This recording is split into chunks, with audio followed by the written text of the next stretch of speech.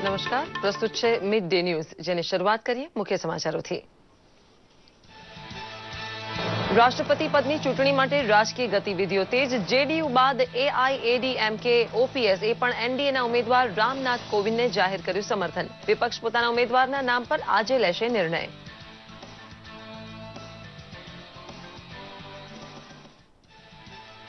GST હેઠળ નોંધણી ન કરાવી શકેલ વેપારીઓ માટે સરકારની એક વધુ તક। બાકી રહેલા વેપારીઓ માટે રજીસ્ટ્રેશન વિન્ડો 25 જૂનથી ખુલશે। ગુજરાતમાં રજીસ્ટ્રેશનની 93% કામગીરી પૂર્ણ।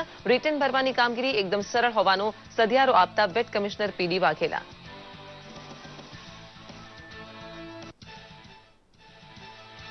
ભાજપા રાષ્ટ્રીય અધ્યક્ષ અમિત શાહની ખાસ ઉપસ્થિતિમાં સૌરાષ્ટ્ર બાદ ખેડા ખાતે યોજાયું મધ્ય ગુજરાતના પેજ પ્રમુખોનું ઝોનલ સંમેલન। ભાજપાની તાકાત એવા કાર્યકરોને મિશન 2017ની સફળતા માટે પૂરી તાકાતથી કામે લાગવા કર્યું આહવાન।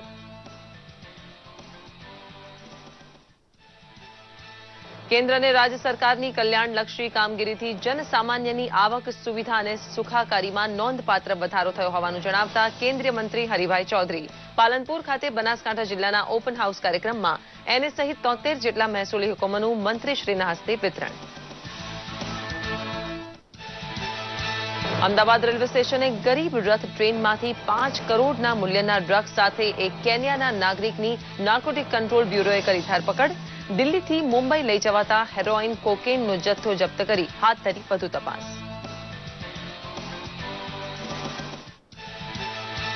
ગામના લોકોને સ્વચ્છતા, વાઈફાઈ સહિતની શહેર જેવી સુવિધાઓ ઉપલબ્ધ કરાવવા માટે રૂપાણી સરકારે શરૂ કરી છે વૃંદાવન ગામ યોજના।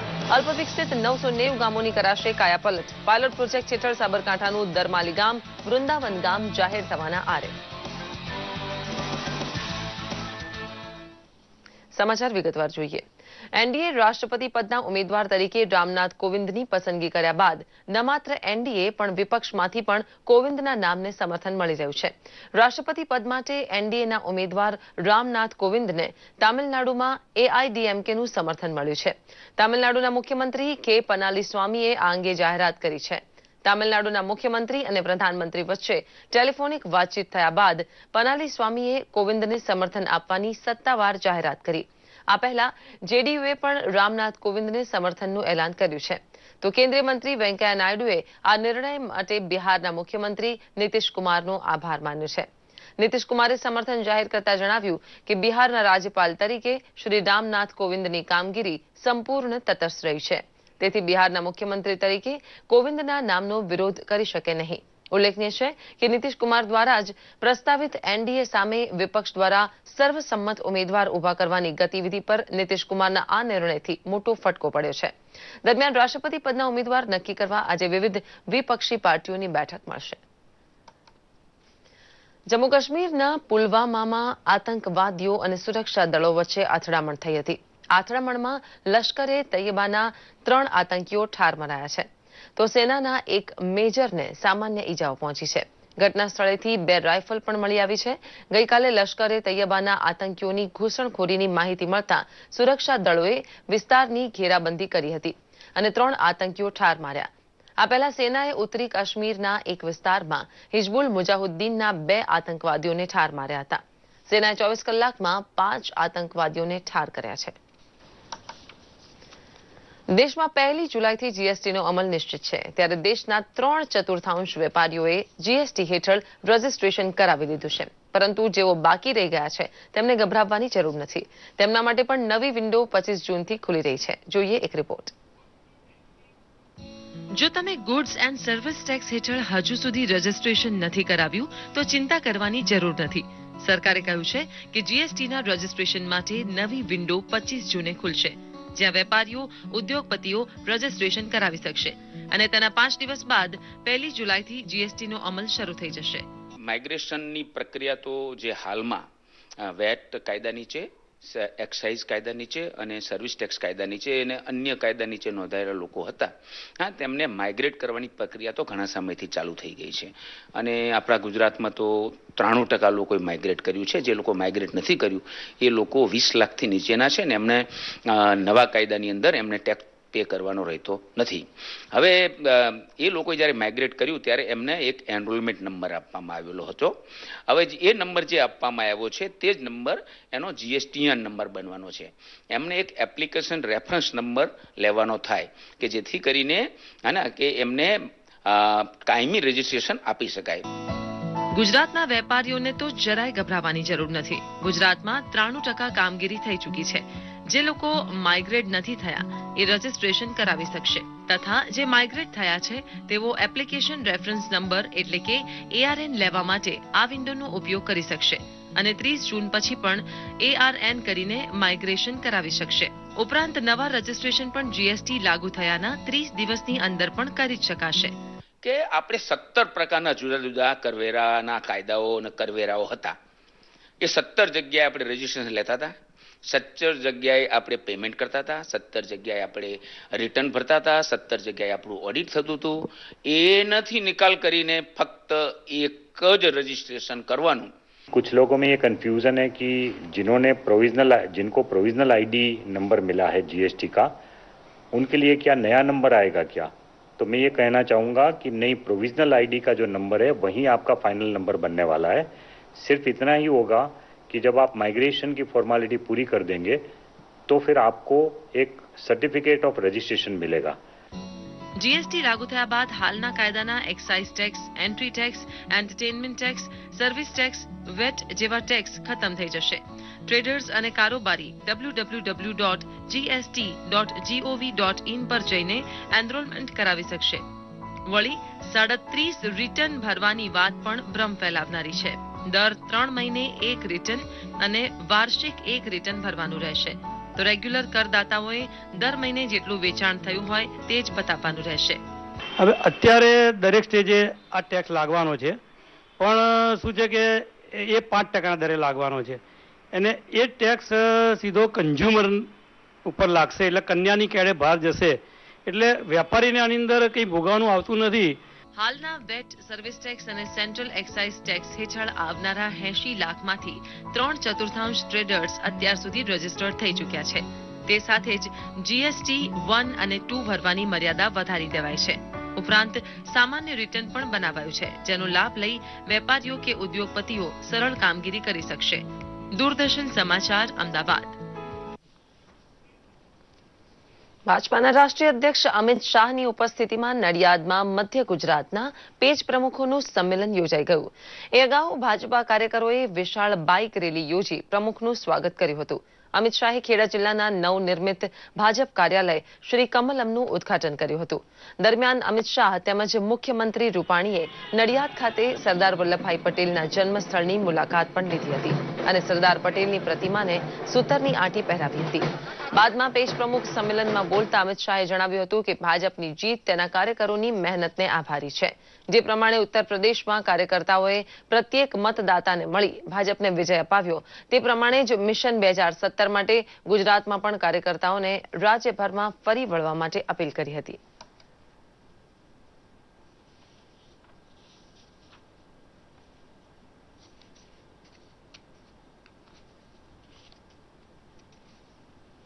મિત્રો, આ ભારતીય જનતા પાર્ટીની જે તાકાત ઉભી થઈ છે, એ તાકાત કોઈ નેતાઓના આધારે નથી ઉભી થઈ.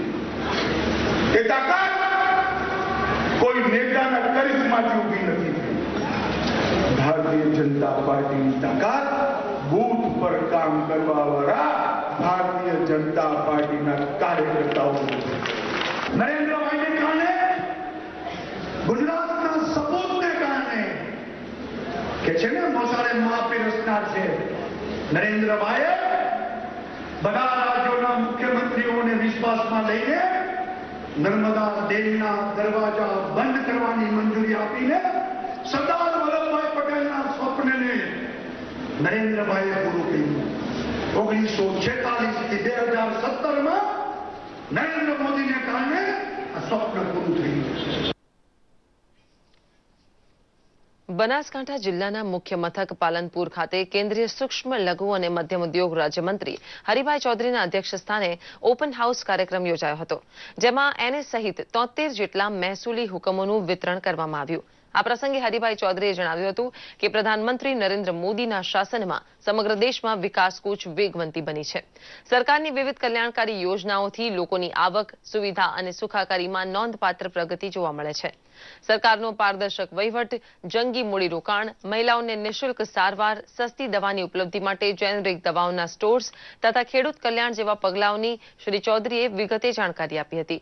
આ પ્રસંગે કલેક્ટર દિલીપ રાણાએ પણ જણાવ્યું હતું કે સરકારની યોજનાઓના લાભ પ્રજા સુધી સરળતાથી પહોંચાડવામાં વહીવટી તંત્ર કટિબદ્ધ છે. અમદાવાદમાં નાર્કોટિક્સ કંટ્રોલ બ્યુરો દ્વારા અમદાવાદ રેલવે સ્ટેશનેથી એક વ્યક્તિની નશીલા પદાર્થો સાથે ધરપકડ કરી હતી. એનસીબીએ ઝડપેલો આ વ્યક્તિ 33 વર્ષીય જ્હોન વિલિયમ કેન્યા દેશનો નાગરિક છે. આ શખ્સ દિલ્હી સારાઈ રોહિલા બાંદ્રા ગરીબ રથ એક્સપ્રેસમાં મુસાફરી કરી રહ્યો હતો અને તેણે પગરખામાં તથા તેની પાસે રહેલી સાઉન્ડ સિસ્ટમમાં આશરે 587 ગ્રામ કોકેન તથા 700 ગ્રામ એમ્ફેટામાઇન નામના નશીલા પદાર્થો છુપાવ્યા હતા, જે લઈને તે દિલ્હીથી મુંબઈ જઈ રહ્યો હતો. આ બાબતની બાતમીના આધારે એનસીબીએ રેલવે પોલીસના સહયોગથી આ શખ્સને ઝડપી લીધો હતો. ઉલ્લેખનીય છે કે ગુજરાતમાં આ જ અઠવાડિયામાં ડ્રગ્સની હેરાફેરી કરતો આ બીજો आफ्रिकन नागरिक ઝડપાયો હતો. आज सुबह 1 बजे जब ये ट्रेन अहमदाबाद पहुंची और हम लोगों के आदमियों ने इसको चेक किया तो इसके पास से करीब 700 ग्राम एम्फेटामाइन और करीब 587 ग्राम कोकीन पकड़ा गया. ये सामान इसने फुटवियर के अंदर छुपाया हुआ था और टाई बॉक्स था और तीसरा आइटम सोनी साउंड सिस्टम था जिसके अंदर उसने कंसील किया हुआ था. काफ़ी वीज़ा है इसके पास में, काफ़ी जो ट्रैवल किया हुआ है अलग अलग जगहों पर, लेकिन बाद में हम लोगों ने रियलाइज़ किया कि ये पासपोर्ट उसका फेक हमको नज़र आ रहा है, जिसकी कि हमने इंफॉर्मेशन पता करने के लिए भेजा हुआ है. साथ साथ इसके लिंकेज से हम लोगों को पता चल रहा है कि नाइजीरियन ग्रुप के साथ में इसके लिंकेज हैं और ગુજરાતના ગામો શહેરો જેવી આધુનિકરણ સુવિધા મળી રહે તે માટે રૂપાણી સરકાર દ્વારા શરૂ કરાયેલી વૃંદાવન ગામ યોજના હેઠળ 990 જેટલા ગામોની યાદી તૈયાર કરવામાં આવી છે, જેમાં 251 ગામડાઓને વૃંદાવન ગામ બનાવવાની હાલ કામગીરી શરૂ કરવામાં આવી છે. પાયલટ પ્રોજેક્ટ તરીકે 11 ગામ વૃંદાવન ગામ તરીકે પસંદ કરાયા છે, જેમાં સાબરકાંઠા જિલ્લાના દરામલી ગામનો પણ સમાવેશ થવા જઈ રહ્યો છે. જોઈએ એક રિપોર્ટ. આ છે સાબરકાંઠા જિલ્લાનું દરામલી ગામ, જે શહેર જેવી જ સુવિધાઓ ધરાવે છે. આ ગામ વાઈફાઈ અને સીસીટીવીથી સજ્જ છે તથા આ ગામના દરેક ઘરોમાં શૌચાલય છે. વધુમાં આઈએસઓ પ્રમાણિત શાળા, બ્લડ બેંક જેવી અનેક પ્રકારની સુવિધાઓ આ ગામમાં ઉપલબ્ધ છે, જેથી મુખ્યમંત્રીના હસ્તે સ્કિલ વિલેજનો એવોર્ડ પણ મળી ચૂક્યો છે. આ બધી ખાસિયતોના કારણે આ ગામની વૃંદાવન ગામ તરીકે પસંદગી થવા જઈ રહી છે. ગ્રામ વિકાસ વિભાગના કમિશનર જયંતિ રવિની આગેવાની હેઠળ અમદાવાદ, ગાંધીનગર અને સાબરકાંઠા જિલ્લાના સરપંચો, ટીડીઓ, તલાટી કમ મંત્રીઓએ ગામની મુલાકાત લીધી હતી, જેઓ આ ગામની કાયાપલટથી પ્રભાવિત થયા હતા. दरामली में बहुत अच्छी प्रगति हो गई है और थोड़े ही समय में इसे हम विधिवत वृंदावन गांव की जाहिरात भी शायद कर सकें, ऐसी तैयारी है. तो आज मैं इस गांव का मुआयना करने आई थी, मुलाकात लेने आई थी और बहुत ही उम्दा काम पूरे गांव की टीम ने की है और मैं पूरे गांव के लोगों को भी अभिनंदन देती हूँ. આ ગામની મુલાકાતે આવેલા અલગ અલગ જિલ્લાના સરપંચો, તાલુકા વિકાસ અધિકારીઓ, તલાટીઓ આ ગામનો વિકાસ જોઈને ખૂબ જ પ્રભાવિત થયા હતા અને સાબરકાંઠાના આ ગામની જેમ તેમના ગામડાઓમાં પણ વિકાસ કરવા માટે તત્પર બન્યા છે. SIRD સ્પીપા દ્વારા ગુજરાત સરકાર જીપીડીપી તાલીમ અંતર્ગત અમે અહીંયા દરામલી ગામે મુલાકાતમાં સરપંચ, તલાટી તેમજ બોડીના તમામ સભ્યો અહીંયા આવેલા અને અહીંયા પ્રત્યક્ષ નિરીક્ષણ કર્યું. તે બદલ અમને એવું લાગ્યું કે અહીંયા ખરેખર તમામ પ્રકારનો વિકાસ संपूर्णपणे सुंदर थयेलो छे. हमने दरामली गांव का नाम सुना था, क्या था कुछ खास खबर नहीं थी इसकी, लेकिन यहाँ आने के बाद हमको पता चला कि गांव में बहुत सारी सुविधाएं हैं. गांव में विजिटिंग सेंटर है, कॉन्फ्रेंस हॉल बनाए हैं, जो पंचायत है वो भी बहुत डेवलप है, साबर काफे है, गांव में स्कूल बहुत बढ़िया है, स्वच्छता बहुत गांव में फर्स्ट क्लास स्वच्छता है. ऐसी कई चीजें है जो गांव में देखने के लिए है और अच्छी है. દરાવલી ગ્રામવાસીઓ પોતાનું ગામ શહેર જેવી સુવિધાઓને કારણે ખ્યાતિ પામ્યું છે. પોતાનું ગામ હવે વૃંદાવન ગામ બનવા જઈ રહ્યું છે, જેથી ગ્રામવાસીઓ પણ પોતાને દરામલીના રહેવાસી હોવાનું ગર્વ અનુભવે છે. અમારું ગામ વૃંદાવન ગામ તરીકે પસંદ થયું છે. તે 11 ગામોમાંથી એક ગામ છે. વાઈફાઈ સુવિધા છે, કોમ્પ્યુટર સેન્ટર પણ છે, સ્કિલ વિલેજ પણ છે. તે સ્કિલ વિલેજનો પણ અમારા ગામના એવોર્ડ મળે છે. તેમાં સખી મંડળની બહેનો ગૃહ ઉદ્યોગ પણ ચલાવે છે. સાબરકાંઠા જિલ્લાનું પુંસરી ગામ દેશનું શ્રેષ્ઠ ગામ છે, તો આકોદરા ગામ દેશનું પ્રથમ ડિજિટલ વિલેજ છે. હવે આ ગામ પણ ગુજરાત અને દેશમાં સ્કિલ વિલેજની ખ્યાતિ પામી હવે વૃંદાવન ગામ બનવા જઈ રહ્યું છે, જેને લઈને આ ગામમાં ભારતભરમાંથી અને દેશ વિદેશમાંથી પણ લોકો મુલાકાત લઈ રહ્યા છે. દૂરદર્શન સમાચાર માટે સાબરકાંઠાથી દેવ ગોસ્વામીનો રિપોર્ટ. દીવમાં આગામી 1 જુલાઈએ નગરપાલિકાના 13 વોર્ડ માટે ચૂંટણી યોજાશે, જે અંતર્ગત ઘોઘલા હોલમાં કલેક્ટર PS જાનીની અધ્યક્ષતામાં ઉમેદવારો સાથે બેઠકનું આયોજન થયું હતું. ઉમેદવારોને ચૂંટણી દરમિયાન કેવા નિયમોનું પાલન કરવું જોઈએ તે અંગે બેઠકમાં સૂચન કરાયું. ચૂંટણી દરમિયાન મતદાન મથકથી 200 મીટરની અંદર પક્ષનું બૂથ ઊભું કરી શકાતું નથી, તો મતદાનના દિવસે મથક આસપાસ વાહનો પર પ્રતિબંધ રાખવામાં આવે છે. મતદાન મથકના 100 મીટરની અંદર મતદાતાને પ્રલોભનો આપવા કે મત પોતાને આપવાની માંગ કરવાની પણ મનાઈ છે. ઉમેદવારોને તમામ પ્રકારના નિયમોનું સખતાઈથી પાલન કરવા આદેશ કર્યો હતો.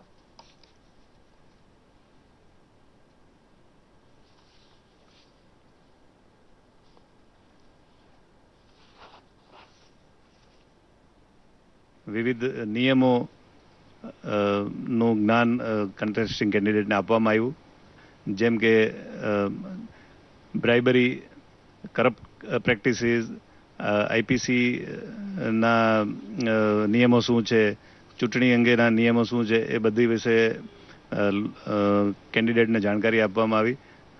ઘણા બધા કેન્ડિડેટ એમાં હાજર હતા અને કેન્ડિડેટ છે એમણે ઉત્સાહપૂર્વક આમાં ભાગ લીધો અને એવું પણ જણાવવામાં આવ્યું છે કે શાંતિથી આ ઇલેક્શનનું પ્રોસેસ પૂરો થાય એમાં બધાની જવાબદારી છે અને બધા એમાં સહકાર આપશે. અરવલ્લી જિલ્લાના બાયડમાંથી પોલીસે અખાદ્ય ગોળનો જથ્થો ઝડપી પાડ્યો છે. બાયડની હેમા ટ્રેડિંગ નામની પેઢીમાં બાતમીને આધારે પોલીસે દરોડા પાડ્યા હતા અને 340 કટ્ટા અખાદ્ય ગોળનો જથ્થો જપ્ત કર્યો હતો. લાખો રૂપિયાનો મુદ્દામાલ કબજે કરી પોલીસે કાયદેસરની કાર્યવાહી પણ હાથ ધરી હતી. પોલીસે હેમા ટ્રેડિંગ પેઢી સામે જાણવા જોગ ફરિયાદ દાખલ કરી છે. સાથે જ અખાદ્ય ગોળના જથ્થાની તપાસ માટે FSLમાં મોકલી આપવામાં આવ્યો છે.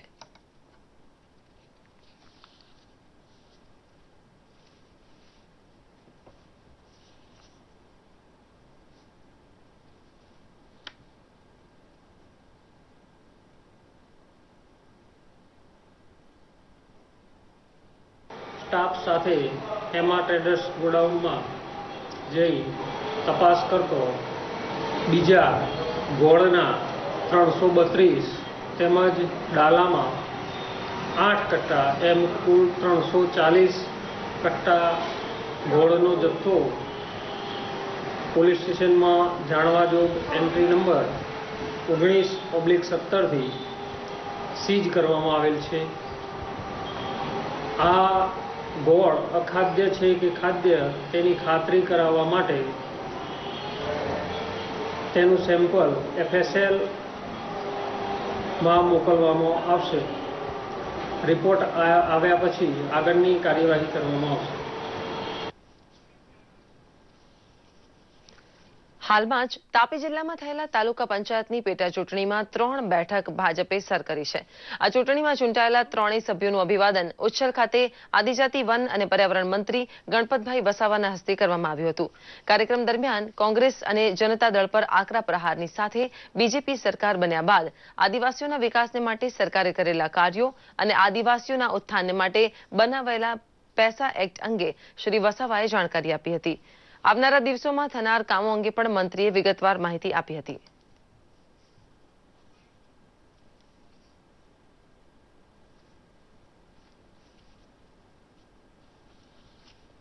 રાજ્ય સરકારે ખૂબ ઝડપથી સર્વેનું અભિયાન ચલાવ્યું છે અને અંબાજીથી ઉમરગામ સુધીનો એક પણ આદિવાસી તાલુકો એ સિંચાઈથી વંચિત ન રહી જાય એના માટે ઉકાઈ ડેમનું પાણી લેવું પડે તો સરકાર લેશે.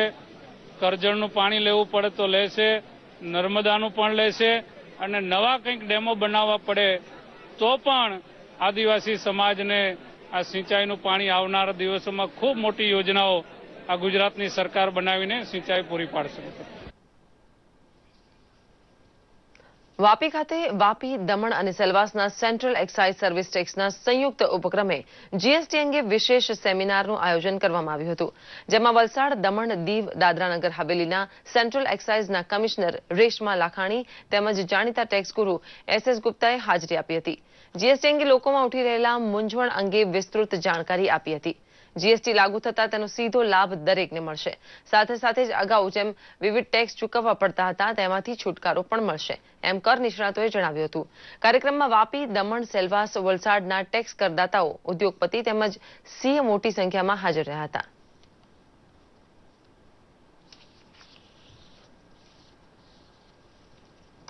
कि जब जीएसटी आ रहा है 1 जुलाई से तो क्या क्या क्रेडिट का वो क्या क्या आइटम्स के ऊपर वो क्रेडिट ले सकते हैं ट्रांजिशन पीरियड के अंदर, किस तरह से प्रोसीजर उनको फाइल करना है और कितना क्रेडिट उनको मिलेगा और उसके लिए क्या क्या उनको तैयारी करनी है. तो आज हमने देखा है कि बहुत ओवरवेलमिंग रिस्पॉन्स है. लोग जागरूक होना चाहते हैं कि किस तरह से हमको ये फॉलो करना है और ये ओवरवेलमिंग रिस्पॉन्स देखते हुए हम सोच रहे हैं कि आगे भी हम एक दूसरा ट्रेनिंग प्रोग्राम करेंगे जिससे हम बाकी लोग जो छूट गए हैं, ये कैपेसिटी मॉल की कम है लेकिन हम चाहते हैं कि सभी लोगों को हम एनलाइटन करें उसके ऊपर. तो हम 1 जुलाई के पहला दूसरा एक प्रोग्राम जरूर करने की कोशिश करेंगे.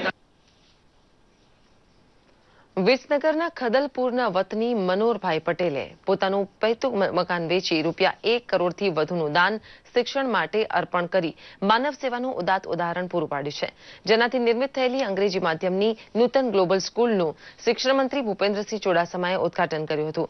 આ સાથે જ ₹51 લાખ કાર્ડિયોલોજી વિભાગ માટે પણ અર્પણ કર્યા છે. આ ઉપરાંત શ્રી ચુડાસમાએ નૂતન કેળવણી મંડળ સંસ્થાનું અમૃત મહોત્સવ સોવેનિયરનું વિમોચન કર્યું હતું. આ પ્રસંગે તેમણે ગ્લોબલ સ્કૂલ માટે દાન આપનારા દંપતી મનોહરભાઈ અને રેવાબહેનનું સ્વાગત કર્યું હતું. આ પ્રસંગે મનોહરભાઈએ પણ કહ્યું હતું કે જેમની પાસે પૈસા છે તેમણે સમાજના વિકાસ માટે આગળ આવવું જોઈએ.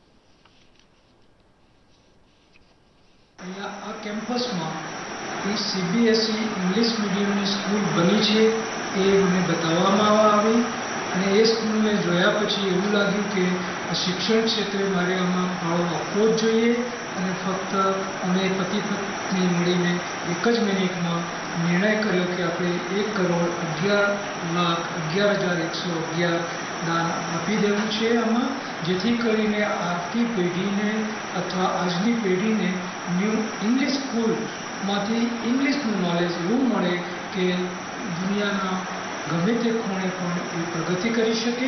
નૂતન સર્વ વિદ્યાલય દ્વારા નૂતન ગ્લોબલ ઇંગ્લિશ મીડિયમ સ્કૂલ શરૂ કરવામાં આવી રહી છે અને અમે આ સ્કૂલની અંદર વર્લ્ડ ક્લાસ ઇન્ફ્રાસ્ટ્રક્ચર સાથે ક્વોલિફાઈડ ટીચર્સને એપોઇન્ટ કરેલા છે અને ગુજરાતના one of the best institute તરીકે અમે નૂતન ગ્લોબલ સ્કૂલનું કામકાજ શરૂ કરેલું છે.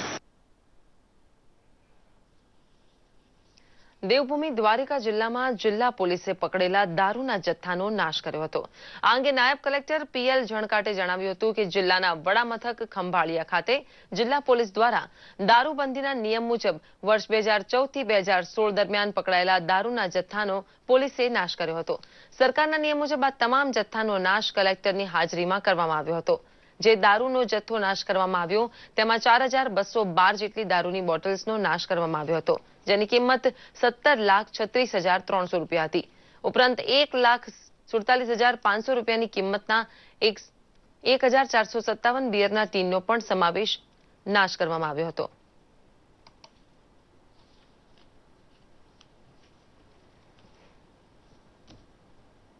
ખંભાળિયા વિસ્તારમાંથી જે જુદા જુદા ગુનાઓ અંતર્ગત જે દારૂઓ પકડાણો હોય અને એના જે કેસ થયા હોય, આવા ટોટલ 38 કેસો અંતર્ગત જે ઇંગ્લિશ દારૂ અને બિયર અહીંયા મળેલો છે એ અમારી જે કમિટી હોય છે કે દારૂ જે હોય છે એનો નાશ કરવા માટેની, તો એમાં પ્રાંતશ્રી તરીકે હું અધ્યક્ષ હોઉં છું. આમાં કોર્ટનો હુકમ હોય એ પછી જિલ્લો બન્યા પછી હું 2.5 વર્ષમાં છું, એમાં મેં સલાયામાં એમાં જુદી જુદી જગ્યાએ કામગીરી કરેલી છે. અને આમાં તો કોર્ટનો જે આદેશ થાય એ પછી જે અનુકૂળતા હોય એ પ્રમાણે કરવામાં આવતી હોય છે. પણ વધારે પડતો એમને પોલીસ સ્ટેશનમાં પણ ભરાવો ન થઈ જાય અને એમને પણ મુદ્દામાલની જગ્યા થતી રહે એ માટે આમાં સમયાંતરે જ્યારે અનુકૂળતા મળે ત્યારે અમે નાશ કરતા હોઈએ છીએ. ભારત અને રાજ્ય સરકારે સ્વચ્છતા અભિયાન આદર્યા પછી પવિત્ર યાત્રાધામ વિકાસ બોર્ડ પણ રાજ્યના તમામ તીર્થસ્થાનોને સ્વચ્છ બનાવવા મનસૂબો કર્યો છે. આ અભિયાન અંતર્ગત યાત્રાધામ અંબાજીને સ્વચ્છ રાખવા મુંબઈની ખાનગી કંપનીને કોન્ટ્રાક્ટ આપવામાં આવ્યો છે. ₹1.5 કરોડના વાર્ષિક કોન્ટ્રાક્ટ હેઠળ કંપનીના 125 સફાઈ કામદારો આધુનિક સાધનોની મદદથી યાત્રાધામની સફાઈની જવાબદારી સંભાળી રહ્યા છે. આ સફાઈ કર્મચારીઓને લઘુત્તમ વેતન અને ₹2.5 લાખનું વીમા કવચ પણ આપવામાં આવ્યું છે. મંદિર પરિસર અને સમગ્ર અંબાજીમાં હવે સ્વચ્છતાના અજવાળા પથરાશે તેવી આશા સેવાઈ રહી છે.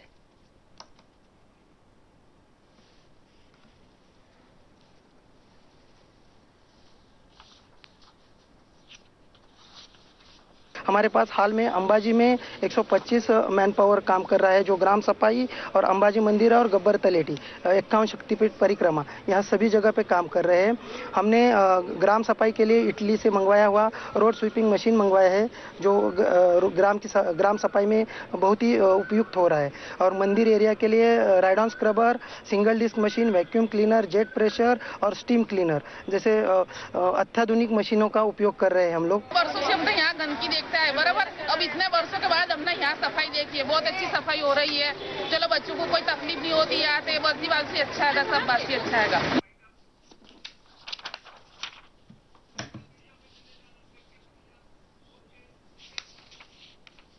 હવે જોઈએ સોશિયલ મીડિયામાં ટ્રેન્ડ થયેલા કેટલાક સમાચારોનો અમારો ખાસ રિપોર્ટ સોશિયલ કનેક્ટ.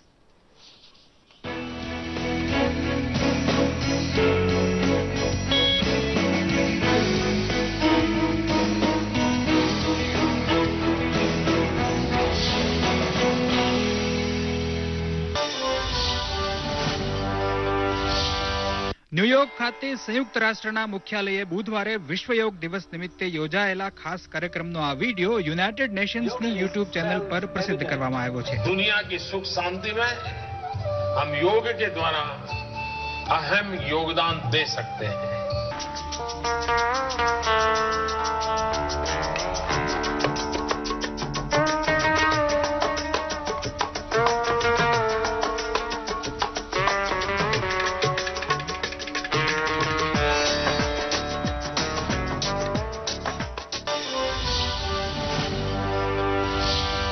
જર્મનના ઓસ્કાર ફિશિંગરની 117મી જન્મજયંતિ નિમિત્તે ગૂગલે ખાસ ડૂડલ બનાવ્યું છે. ઓસ્કાર ફિશિંગરે સંગીતના સૂર પ્રમાણે મ્યુઝિકલ એનિમેશન્સના વિઝ્યુઅલ્સ 100 વર્ષ પહેલા બનાવેલા. ડેસ્કટોપ પર કે મોબાઈલમાં ગૂગલની એપ્લિકેશન પર આ ડૂડલ વડે મ્યુઝિકલ ઇન્સ્ટ્રુમેન્ટ વગાડીએ તો એ મુજબના એનિમેશન સ્ક્રીન પર ક્રિએટ થાય છે. ફેસબુક પર ગૂગલે એક વિડીયો શેર કરી આ ડૂડલ વિશે માહિતી આપી છે.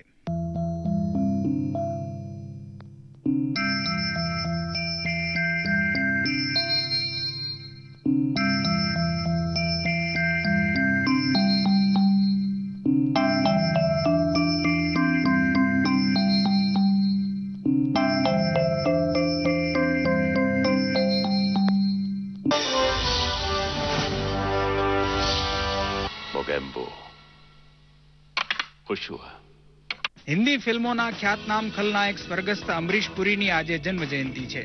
22 જૂન 1932ના રોજ પંજાબના જલંધરમાં એમનો જન્મ થયો હતો. 400થી વધુ હિન્દી અને પ્રાદેશિક ભાષાની ફિલ્મોમાં અને 15 જેટલી હોલિવૂડની ફિલ્મોમાં એમણે યાદગાર અભિનય કર્યો હતો. યશરાજ ફિલ્મ્સે અમરીશ પુરીના સંવાદની આ ક્લિપ ટ્વીટ કરી એમને યાદ કર્યા છે.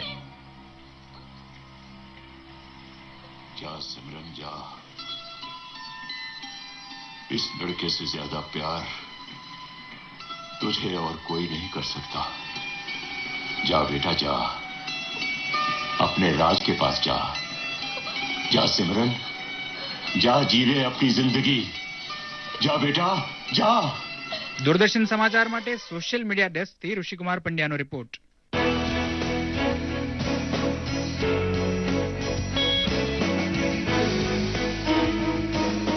આ સાથે જ બુલેટિન સમાપ્ત કરીએ છીએ. નમસ્કાર.